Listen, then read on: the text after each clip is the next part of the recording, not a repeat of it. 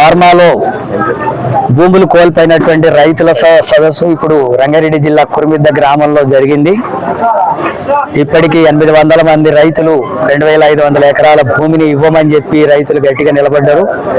వాళ్ళ భూమిని లాక్కోవడానికి వాళ్ళని రికార్డుల నుంచి తొలగించి భూమిని ఆక్రమించుకునేటటువంటి ప్రయత్నం ప్రభుత్వం చేస్తుంది. దీన్ని సిపిఎం పార్టీ తీవ్రంగా వ్యతిరేకిస్తుంది. వాళ్ళ భూములు వాళ్ళకే ఉండేటట్టుగా ప్రభుత్వం చర్యలు తీసుకోవాలని చెప్పి డిమాండ్ చేస్తున్నాం.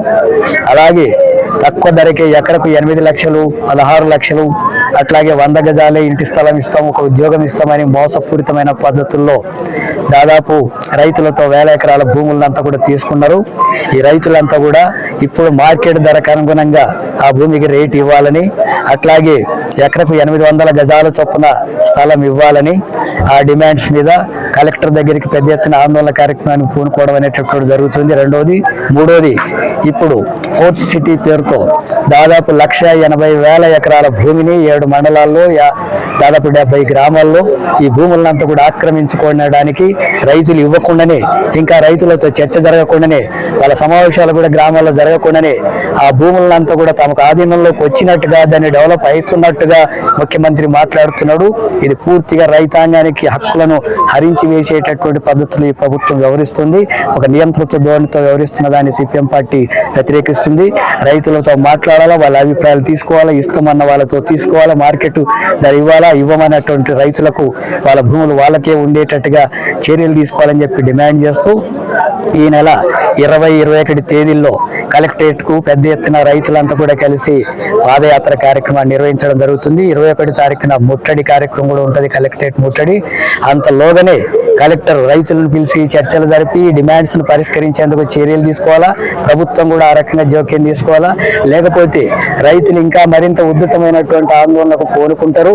ఇక్కడ ఫ్యూచర్ సిటీ అనేటటువంటి రైతుల్ని తరిమేసి కోటీశ్వర్లకు మాత్రమే ఈ రంగారెడ్డి జిల్లా ఈ ప్రాంతం అంతా కూడా అభివృద్ధి చెందిన నగరంగా మారుస్తామంటే చూస్తూ సహించేటటువంటి సమస్య లేదు. అక్కడ రైతులకు, కూలీలకు, పేదవాళ్లకు అందరికీ సమానమైనటువంటి అవకాశాలు ఉండేటటువంటి పద్ధతుల్లో తీసుకోవాల్సి ఉంటుంది. అందుకని సిపిఎం పార్టీ ఈ శ్రామిక వర్గాల తరఫున రైతుల పక్షాన పోరాటాన్ని కొనసాగించాలని చెప్పి నిర్ణయించింది.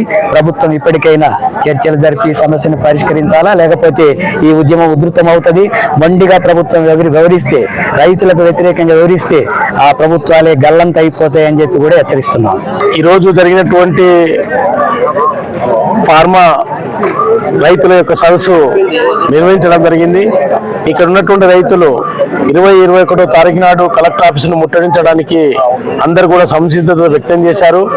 ఇప్పుడే మా రాష్ట్ర కార్యదర్శి ప్రకటించినట్టుగా మొత్తం ఇక్కడ ఉన్నటువంటి రైతులందరినీ కూడా నిరాశ్రయులను చేసి వాళ్ళకున్నటువంటి హక్కులని కాలరాసి, వాళ్ళకున్నటువంటి భూములని ఎలాంటి హక్కులు లేకుండా చేసి, వాళ్ళకు రుణమాఫీ కానీ, రైతు బంధు కానీ అలాంటి నిషేధ జాబితా లిస్టులో పెట్టి ఆ రకంగా ఏంటంటే వాళ్ళని వంచి ఆ రకంగా నిర్బంధించి లాక్కోవడం కోసం ప్రయత్నం చేస్తా ఉన్నారు. దానికి వ్యతిరేకంగా ఇక్కడ ఉన్నటువంటి రైతులందరినీ కూడా సమీకరించి అలాంటి పోరాటాన్ని నిర్వహిస్తా ఉంది సిపిఎం పార్టీ.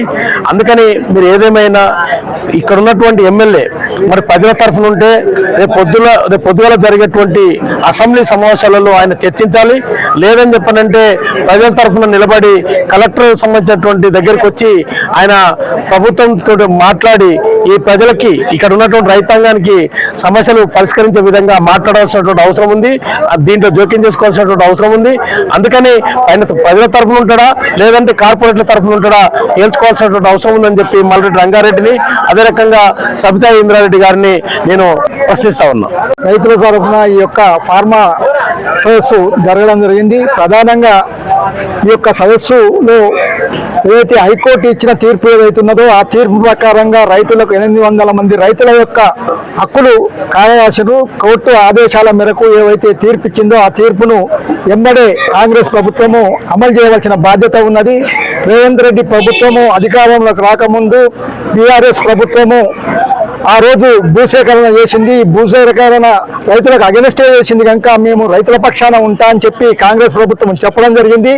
ఇప్పుడు కాంగ్రెస్ అధికారంలోకి వచ్చి మాట తప్పుతుంది కనుక ఎంబడే మాట నిలబెట్టుకోవాల్సిన అవసరం ఉంది. కోర్టును ఏదైతే చట్టం ఉన్నదో చట్టాన్ని గౌరవించవలసిన విషయం కూడా ప్రభుత్వము తెలుసుకోవాల్సిన అవసరం ఉందని చెప్తూ రైతులు ఏదైతే 20-21 తారీఖు నాడు జరిగే ఏదైతే పాదయాత్ర ఉన్నదో ఈ పాదయాత్రను జయప్రదం చేయడానికి అన్ని గ్రామాల రైతులు చైతన్యవంతులై రావాలి.